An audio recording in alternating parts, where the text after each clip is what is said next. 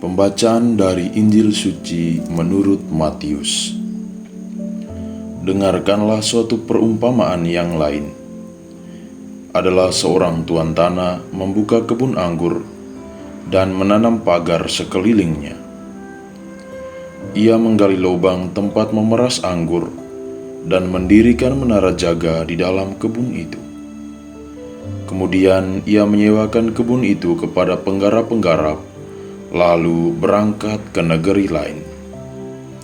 Ketika hampir tiba musim petik, ia menyuruh hamba-hambanya kepada penggarap-penggarap itu untuk menerima hasil yang menjadi bagiannya. Tetapi penggarap-penggarap itu menangkap hamba-hambanya itu. Mereka memukul yang seorang, membunuh yang lain, dan melempari yang lain pula dengan batu. Kemudian Tuhan itu menyuruh pula hamba-hamba yang lain lebih banyak daripada yang semula.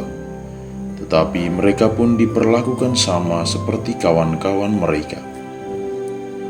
Akhirnya ia menyuruh anaknya kepada mereka, katanya, "Anakku akan mereka segani." Tetapi ketika penggarap-penggarap itu melihat anaknya itu, mereka berkata seorang kepada yang lain, "Ia adalah ahli waris. Mari kita bunuh dia, supaya warisannya menjadi milik kita." Mereka menangkapnya dan melemparkannya keluar kebun anggur itu, lalu membunuhnya. Maka apabila tuan kebun anggur itu datang, apakah yang akan dilakukannya dengan penggarap-penggarap itu? Kata mereka kepadanya, "Ia akan membinasakan orang-orang jahat itu, dan kebun anggurnya akan disewakan kepada penggarap-penggarap lain yang akan menyerahkan hasilnya kepadanya pada waktunya." Kata Yesus kepada mereka, "Belum pernahkah kamu baca dalam kitab suci? Batu yang dibuang oleh tukang-tukang bangunan telah menjadi batu penjuru. Hal itu terjadi dari pihak Tuhan, suatu perbuatan ajaib di mata kita. Sebab itu aku berkata kepadamu bahwa kerajaan Allah akan diambil daripadamu dan akan diberikan kepada suatu bangsa yang akan menghasilkan buah kerajaan itu." Ketika imam-imam kepala dan orang-orang Farisi mendengar perumpamaan Yesus, mereka mengerti bahwa merekalah yang dimaksudkannya. Dan mereka berusaha untuk menangkap dia, tetapi mereka takut kepada orang banyak, karena orang banyak itu menganggap dia nabi. Demikianlah sabda Tuhan. Terpujilah Kristus.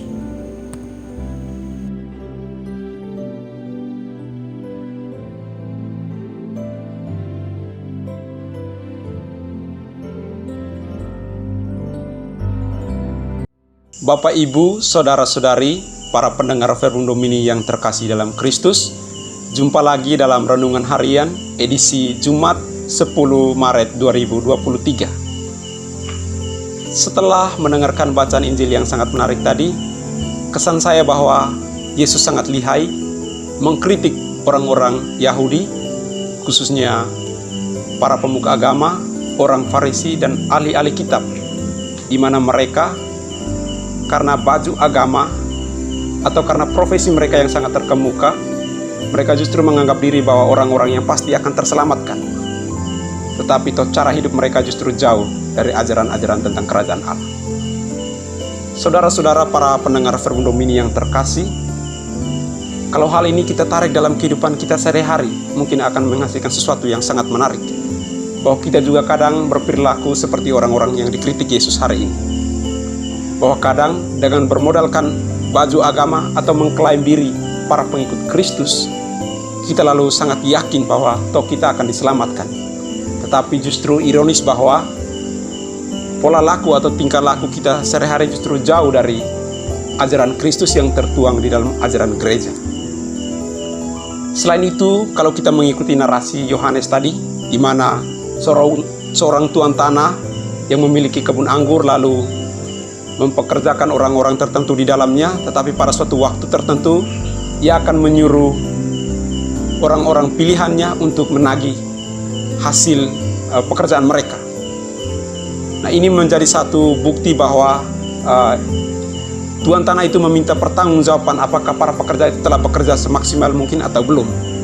Kalau ini kita tarik dalam kehidupan kita lagi, bahwa Tuhan yang memiliki kebun anggur, yang juga telah memanggil kita untuk menjadi pekerja-pekerja dalam kebun anggur itu, pada suatu waktu akan meminta kita untuk memberikan pertanggungjawaban atas pekerjaan yang telah Ia percayakan kepada kita. Apakah kita bekerja semaksimal mungkin atau tidak. Yang menarik bahwa dalam narasi tadi, orang-orang yang bekerja di dalam kebun anggur itu tidak memberikan pertanggungjawaban yang baik. Mereka sombong dan bahkan berbalik menyerang orang-orang yang diutus oleh Sang Tuan Tanah. Apakah kita yang mengaku diri sebagai para pengikut Kristus justru mau memilih untuk bertindak seperti demikian, atau justru kita memilih jalan lain? Apakah kita mau sungguh-sungguh memberikan pertanggungjawaban yang maksimal kepada si Tuan Tanah, atau dalam hal ini Allah sendiri yang telah mempekerjakan kita dalam kebun anggurnya?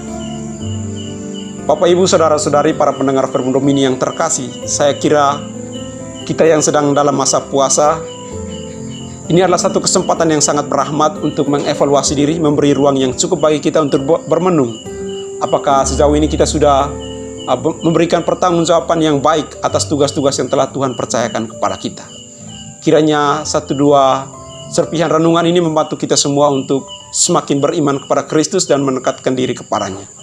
Saya kira demikian saja renungan yang boleh saya bagikan. Terima kasih.